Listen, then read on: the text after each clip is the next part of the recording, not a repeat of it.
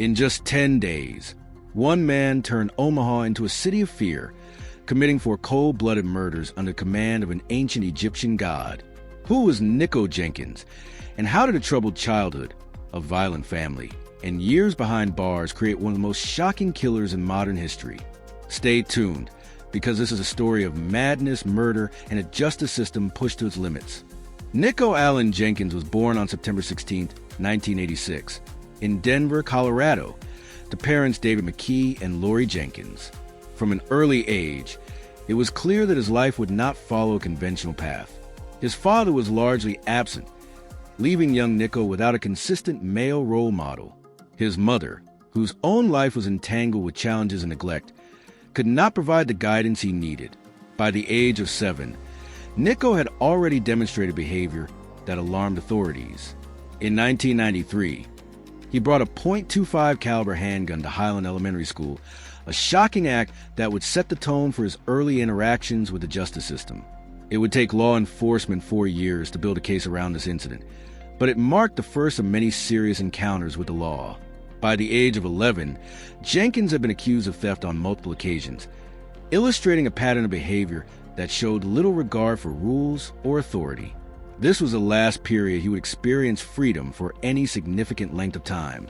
In 1998, after being placed in a group home, he was quickly transferred to a youth detention center following an incident in which he struck a minor with a clothes hanger, leaving visible marks. Even after brief periods back with his mother, Jenkins' behavior quickly escalated, leading to probation violations and further incarceration. During his teenage years, Jenkins' criminal activity intensified. He stole vehicles at gunpoint, threatened his own father with a sawed-off shotgun, and became known to authorities as someone who could not be contained easily. His reputation in the justice system grew as he was repeatedly sent back to prison for offenses ranging from assault to carjacking. By the time he was released in 2013, after serving over a decade behind bars, he had a well-established history of violence, manipulation, and defiance. Nikko Jenkins' family background was also significant in understanding his trajectory. He came from a family with a long history of crime, drug abuse, and neglect. Many of his relatives had been involved in serious legal issues, and authorities had removed multiple children from family homes over the years. This environment provided little stability, and the repeated failures of intervention programs only reinforced the path he was on. Shortly after his release, Jenkins' behavior escalated rapidly into murder. Within days, he embarked on a killing spree that shocked Omaha, Nebraska. On August 11, 2013, he murdered one Uribe Pena and Jorge Cully Ruiz, 2 men he did not personally know, shooting them in their vehicle. Less than a week later, he killed Curtis Bradford, a man he had known from prison, shooting him twice in the back. Finally, on August 21, 2013, Andrea Kruger, a bartender returning home from work, became his 4th victim, shot multiple times, and left on the road with her vehicle abandoned miles away. These killings were indiscriminate, crossing racial, gender, and social lines, and they revealed a chilling pattern of violence that authorities described as both deliberate and unprovoked. Investigations revealed that Jenkins did not act alone in planning and facilitating some aspects of his crimes. His family, including his sister and cousin, were involved in the logistics, assisting in robberies and other aspects that ultimately led to murders. Even his mother was implicated for supplying ammunition used in the killings. These revelations painted a portrait not just of an individual killer, but a family deeply enmeshed in criminal behavior, with Jenkins at the center of a network that enabled his spree. During his time in prison, Jenkins exhibited extreme behaviors, self-mutilating in ways that shocked correctional staff and fellow inmates. He carved symbols and words into his skin, attempted to reshape his body, and engaged in acts of self-harm that required medical intervention. These actions were often explained by Jenkins as following command of the ancient Egyptian serpent god Apophis, a delusion he claimed guided his violent actions. Psychiatrists evaluated him multiple times, diagnosing him with antisocial personality disorder and noting both his manipulative tendencies and the possible presence of psychotic symptoms. Some argued he was feigning insanity, while others noted genuine evidence of severe mental illness. Jenkins' trial was a complex, prolonged affair. Representing himself at times, He asserted that he had committed his murders under supernatural instruction, creating a spectacle in court. Despite these claims, he was found guilty on all counts of murder. The three-judge panel considered his history, the nature of his crimes, and the overwhelming evidence against him before sentencing him to death and imposing additional decades-long sentences for related offenses. The ruling highlighted the brutality and premeditation of his actions, marking one of the most notorious killing sprees in Nebraska's history. Even after conviction, Jenkins continued to exhibit extreme behavior in prison, attempting suicide multiple times and engaging in repeated self-mutilation. Reports indicated that his mental state fluctuated with medication and psychiatric treatment, though courts ultimately rejected claims that his mental illness precluded the death penalty. His story is both a chilling account of individual pathology and a cautionary tale about systemic failures. Repeated opportunities for intervention were missed, and the consequences were catastrophic for the victims and their families.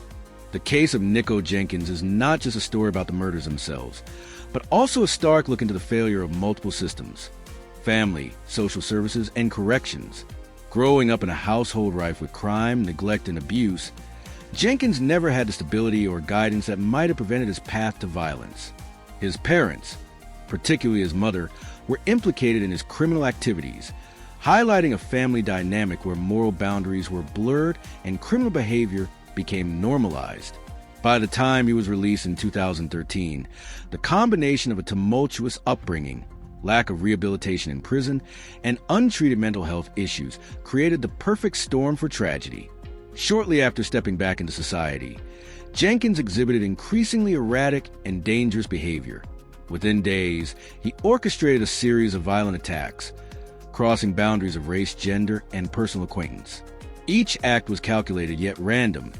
Some victims were known to him, like Curtis Bradford, while others, such as one Uribe Payne and Jorge Color Ruiz, were strangers. This unpredictability caused immense fear in Omaha, leaving the community struggling to comprehend the motives behind such indiscriminate killings.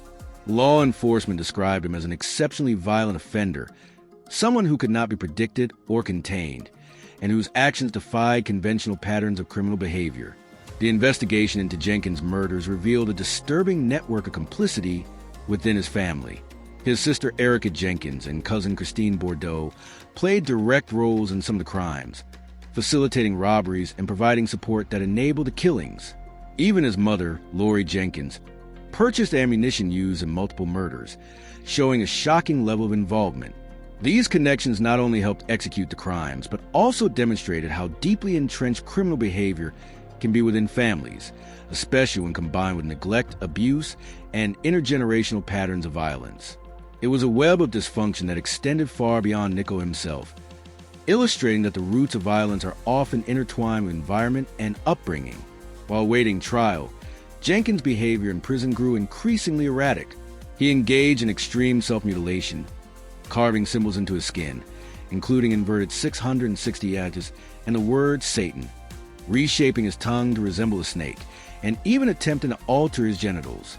He smeared his own blood across cell walls and caused repeated medical emergencies, forcing prison staff to intervene multiple times. These actions were reportedly connected to his belief that he was following the commands of the Egyptian serpent god Apophis. Jenkins claimed that the god demanded these acts and that compliance would keep him safe. Psychiatrists who evaluated him noted both antisocial tendencies and potential psychotic symptoms, though opinions differed on whether he was malingering or genuinely mentally ill. During his trial, Jenkins represented himself in court at times, presenting a disturbing and theatrical persona. He spoke in tongues, laughed during recitations of the victims' deaths, and insisted that his actions were divinely inspired. Despite the bizarre claims and spectacle, the evidence against him was overwhelming. Surveillance footage, eyewitness accounts, and forensic evidence linked him to all 4 murders. Even his family's testimony exposed the network of assistance he had, from providing weapons to facilitating robberies, making the case against him indisputable. Ultimately, the court found him guilty of all charges, a decision that underscored both the severity of his crimes and the premeditation behind them. Following his conviction, Jenkins was sentenced to death by a 3-judge panel, one of the first death sentences imposed in Nebraska after the state reinstated capital punishment. He also received additional sentences totaling 450 years for weapons charges connected to the murders. The court highlighted the deliberate nature of the killings, the pre-selection of victims, and Jenkins' complete lack of remorse. The judges noted that each act was planned, methodical, and carried out with chilling efficiency, reflecting a mind that was fully capable of understanding the consequences of his actions even as he claimed divine instruction. Even after his sentencing, Jenkins continued to exhibit extreme behavior behind bars. He attempted suicide multiple times, engaged in further self-mutilation, and defied prison authorities in ways that demonstrated his ongoing instability. Psychiatric evaluations continue to show conflicting assessments. Some argued he was psychotic. Others insisted he was manipulative and fully aware of his actions. Jenkins himself sometimes recanted his confessions or altered his story, claiming he would eventually be let out of prison and moved to Cuba to construct nuclear weapons under the guidance of demonic forces. The level of delusion was extreme, illustrating the complex intersection of criminal pathology and untreated mental illness. The story of Nikko Jenkins is more than the tale of a spree killer. It is a window into systemic failure, the consequences of neglect, and the dangers of unaddressed mental illness. It highlights the ripple effects of family dysfunction, showing how individuals can be shaped by their environment and upbringing, and how a lack of intervention can lead to catastrophic outcomes. The victims, Curtis Bradford, Andrea Kruger, Juan Uribe Pena, and Jorge Color Ruiz, lost their lives in violent and senseless ways, leaving families traumatized and communities shaken. For these families, the legal resolution provided some closure, but the emotional scars remain, a stark reminder of the human cost behind statistics and headlines. Even after his conviction and sentencing, Nikko Jenkins' behavior in prison remained extreme, disturbing, and difficult for authorities to manage. Within the confines of his cell, Jenkins transformed himself into a living spectacle of chaos. He engaged in self-mutilation not just as an expression of pain, but as a ritualistic performance, carving symbols such as inverted sixes and the word Satan onto his skin. He sliced his tongue to mimic a serpent's tongue, attempting to embody the very Egyptian god Apophis he claimed commanded him. In one particularly shocking incident, he attempted to carve his own genitals into the shape of a serpent, inflicting wounds severe enough to require 27 stitches. His fascination with self-inflicted pain, combined with his obsession with Apophis, blurred the line between psychosis and performance art. Psychiatrists debated whether these actions were genuine manifestations of mental illness or manipulative efforts to intimidate staff and delay the legal process. Jenkins' history of psychiatric evaluations is both complex and controversial. Over the years, various doctors assessed him, providing conflicting diagnoses. Some concluded he was psychotic and in need of immediate mental health intervention, pointing to his delusions of divine command and auditory hallucinations. Others argued he was a sociopath, fully aware of his actions, and using claims of insanity as a tool to manipulate the system. One forensic evaluation highlighted a consistent pattern: Jenkins' antisocial behavior, manipulation, and enjoyment of exerting power over others. His life story, they noted, was a continuous display of deceit, aggression, and calculated risk-taking. From a young age, he had been trained by circumstance to act violently, with little regard for authority or the lives of others. The evaluations consistently pointed to a man who was highly dangerous and likely untreatable. Yet the questions of mental illness versus manipulation would shadow his entire legal process. Within the prison environment, Jenkins' acts of self-harm were not merely isolated events. They had ripple effects. Guards were forced to implement extraordinary measures to prevent further injury, including monitoring him constantly and modifying his environment to reduce access to objects that could be used for self-mutilation. Yet despite these efforts, he continued to find ways to harm himself, often exploiting gaps in supervision or bending rules in ways that left staff both shocked and powerless. Fellow inmates reported his actions, sometimes with morbid curiosity, sometimes with fear. Jenkins' notoriety grew within the prison system. He became a figure of dread, someone whose presence alone was destabilizing. Stories circulated of him smearing his blood on walls, chanting or laughing uncontrollably, cementing his reputation as a dangerously unbalanced inmate. Beyond his self-harming behaviors, Jenkins' interactions with the legal system revealed the complicated interplay between criminal responsibility and mental illness. He filed lawsuits claiming negligence by the state for releasing him without sufficient psychiatric care, asserting that he had been ignored despite repeated signs of serious psychological distress. At the same time, he engaged in theatrics in court, claiming divine commands and demonstrating bizarre behaviors intended to challenge the court's understanding of his mental state. Some argued that he was gaming the system, while others saw him as a tragic example of systemic failure, a man born into dysfunction who suffered from untreated mental illness and who ultimately became a vessel for unimaginable violence. The trial itself was a highly unusual and highly publicized event. Jenkins was allowed to represent himself at times, a decision that shocked legal experts given the severity of the charges and the complexity of the case. He interrupted proceedings with outbursts, claimed divine authority, and at one point demonstrated behaviors intended to intimidate or confuse the court. Prosecutors presented overwhelming evidence: forensic data, eyewitness testimony, surveillance footage, and the cooperation of family members who revealed a network of complicity in the murders. Jenkins' own family, from sisters to cousins, had played crucial roles in facilitating his crimes, from purchasing weapons to assisting in planning robberies. The testimonies painted a chilling picture of family intertwined in criminal activity, where loyalty, fear, and complicity coexisted in dangerous ways. Even after conviction, Jenkins' story continued to unfold in unexpected ways.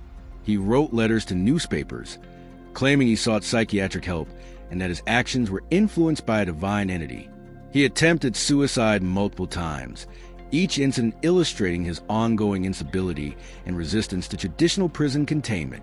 His delusions evolved over time, claiming plans to travel, create weapons, and serve dark supernatural purposes. Psychologists studying him observed that Jenkins had an extraordinary capacity for manipulation, yet he remained profoundly disturbed, blurring the line between cunning criminal and mentally ill individual. For the families of the victims, the impact was devastating and permanent. Curtis Bradford's mother, Andrea Kruger's relatives, and the other victims' loved ones faced not only the unimaginable grief of losing a family member to sudden, violent acts, but also the prolonged ordeal of court proceedings, psychiatric evaluations, and media attention. Their lives were forever altered, leaving scars that could not be healed by legal closure alone. Even after the death sentence was issued, the emotional and psychological repercussions lingered, reflecting the human cost of Jenkins' actions far beyond the statistics of the crimes themselves. This is not just a story of one man's violent spree. It is a complex narrative about the intersection of mental illness, family dysfunction, systemic failure, and the human capacity for cruelty. Nikko Jenkins' life serves as a cautionary tale of what can happen when warning signs are ignored, when intervention fails, and when a community is unprepared for the consequences of releasing an individual who exhibits extreme violent tendencies. His case challenges assumptions about rehabilitation, justice, and the very nature of criminal accountability. The 10-day murder spree. In August 2013, Nikko Jenkins unleashed a violent rampage over the course of just 10 days that would shock Omaha and the nation. The spree began with the murders of one Uribe Pena and Jorge Calleja Ruiz, two men whom Jenkins did not even personally know. Their deaths were cold and indiscriminate, executed in a white F-150, shot at close range. Authorities later revealed that the murders were planned, not spontaneous, as Jenkins had meticulously prepared for the attacks, selecting his victims arbitrarily to fulfill commands of the Egyptian serpent god Apophis, whom he claimed dictated his actions. Only 8 days later, Jenkins struck again, this time killing Curtis Bradford, a former acquaintance he had met in prison. The murder was chillingly personal, with Jenkins executing Bradford at close range, yet he showed no visible motive other than his distorted sense of divine instruction. Finally, Andrea Kruger, a young woman returning home from her bartending shift, became his fourth victim. She was ambushed on the road, shot multiple times, and left with her vehicle abandoned miles away, the interior partially set on fire in a feeble attempt to erase evidence. Each murder demonstrated a calculated mix of ritualistic symbolism, opportunism, and pure violence, cementing Jenkins' reputation as a spree killer whose actions defy conventional understanding. The psychological grip of Apophis. At the heart of Jenkins' crimes was his obsession with Apophis, the ancient Egyptian serpent god of chaos and destruction.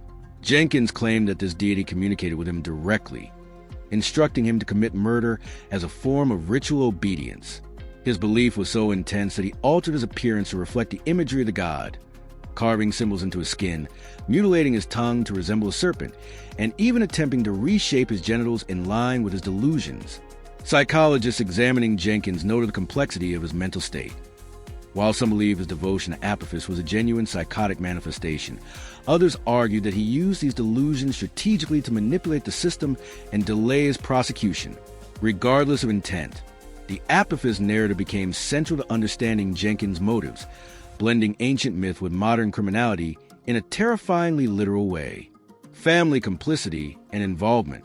Jenkins' crimes were not committed in isolation. His family played a pivotal role in facilitating his spree. His sister Erica Jenkins, cousin Christine Bordeaux, and even his mother Lori were implicated in aiding him, providing ammunition, acting as lookouts, and assisting in planning robberies that escalated into murders.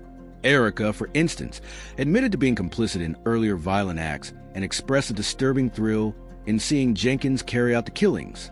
Lori, his mother, purchased ammunition used in the murders, demonstrating a shocking degree of involvement and moral detachment. The family's collective criminal behavior revealed a deep-seated culture of dysfunction and illegality that stretched back generations, raising questions about environmental influence and inherited patterns of violence. Trials and convictions. The legal proceedings surrounding Jenkins and his family were as extraordinary as the crimes themselves. Jenkins was allowed to represent himself in court, using his platform to claim divine instruction from Apophis, while simultaneously challenging the legitimacy of psychiatric evaluations. Despite his theatrics, prosecutors presented overwhelming evidence linking him to all 4 murders, supported by witness testimony, DNA evidence, and surveillance footage. His family members faced their own trials, receiving sentences that reflected their varying levels of involvement.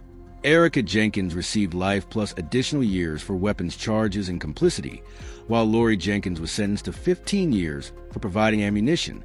The trials highlighted not only the individual culpability of Jenkins, but also the systemic breakdown within his family that allowed such violence to occur. Aftermath and the death sentence. In 2017, a 3-judge panel sentenced Nikko Jenkins to death, citing the premeditated and deliberate nature of his murders.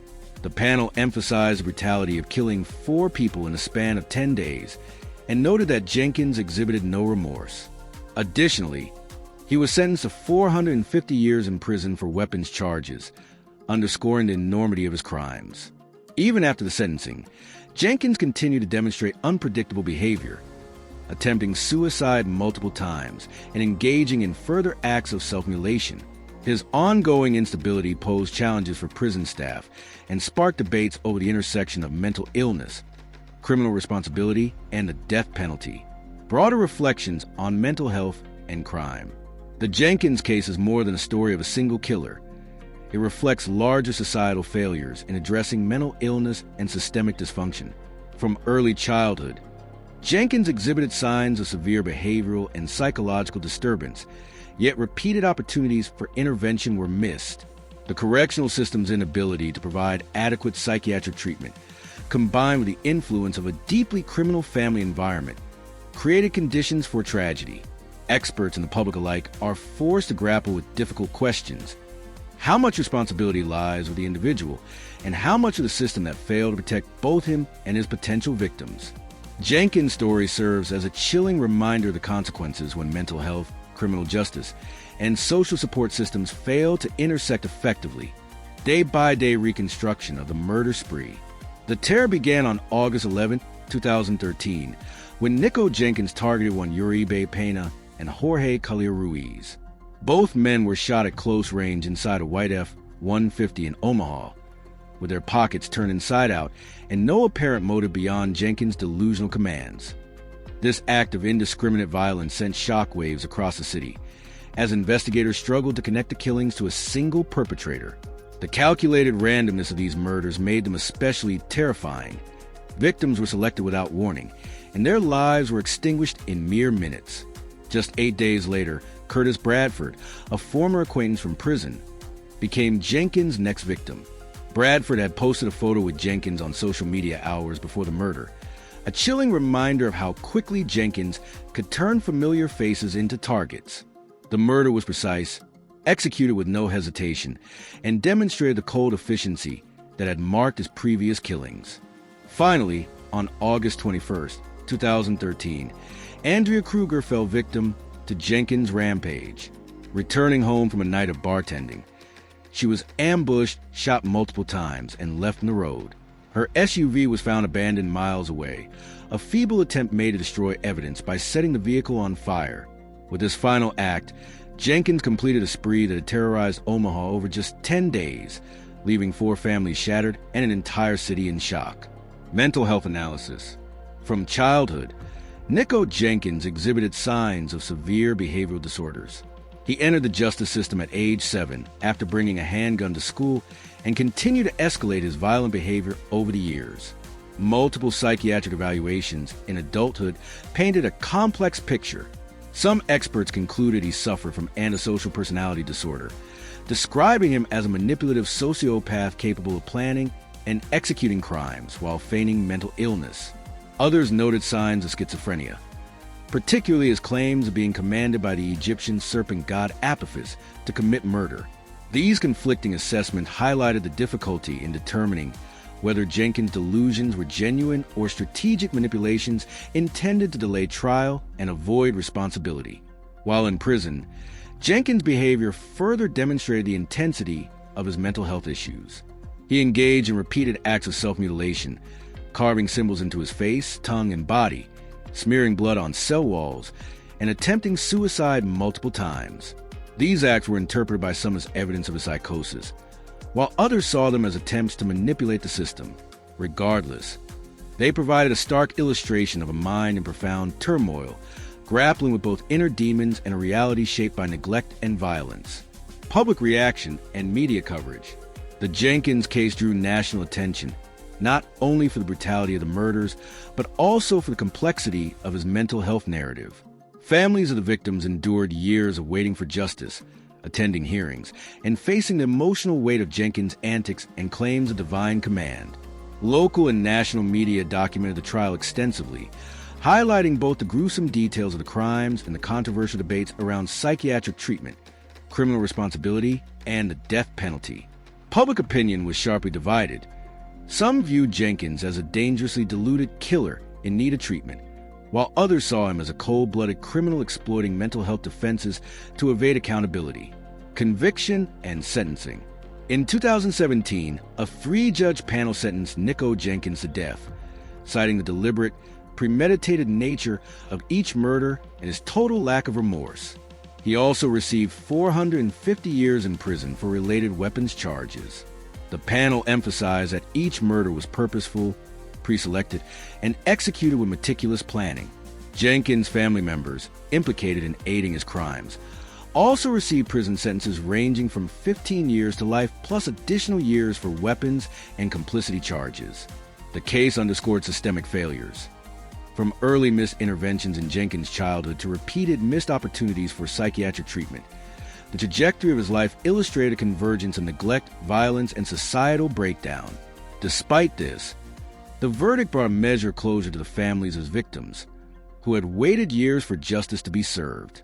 Closing reflections. The story of Nikko Jenkins is a chilling illustration of how violence, mental illness, and systemic failure can intersect with tragic consequences. It challenges viewers to consider questions about mental health, criminal responsibility, and the impact of family and environment on individual behavior. It reminds us that behind every headline, there are human lives forever altered by choices and circumstances beyond their control. If you found this documentary insightful, shocking, or thought-provoking, please share your thoughts in the comments below. We want to hear what you think about the case, the justice system, and the psychological complexities involved. And don't forget to subscribe to our channel for more deep dives into the most intriguing and chilling true crime stories.